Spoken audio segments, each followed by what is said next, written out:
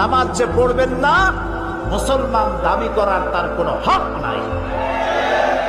নিজেকে মোমেনও দাবি করতে পারবেন না, মুসলমানও দাবি করতে পারবেন না। নামাজ পড়তে হবে, নামাজ নামাজ। আপনি অফিসার, নামাজ পড়েন। আপনি মন্ত্রী, নামাজ পড়েন।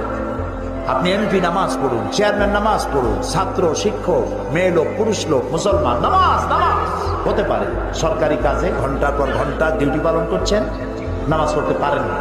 যখনই আপনি সময় পেলেন তখনই নামাজটা আদায় করে নেন, নামাজ ভুলে যাবেন না। আচ্ছা, আজকে কি আমরা এই ওয়াদা করতে পারবো যে জীবনে আর নামাজ ছাড়বো না? পারবো?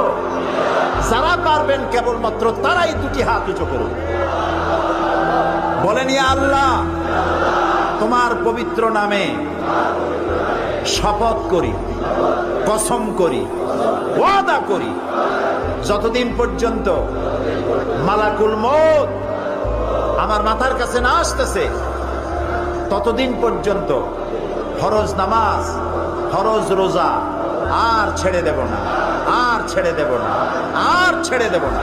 আমিন ইয়া রাব্বাল আলামিন। হাত নামান। আমি কি জোর করে হাত তুলেছি? আপনারা হাত তুলেছেন, ঠিক না? দেখলেন কে? সাক্ষী কে? তুললেন।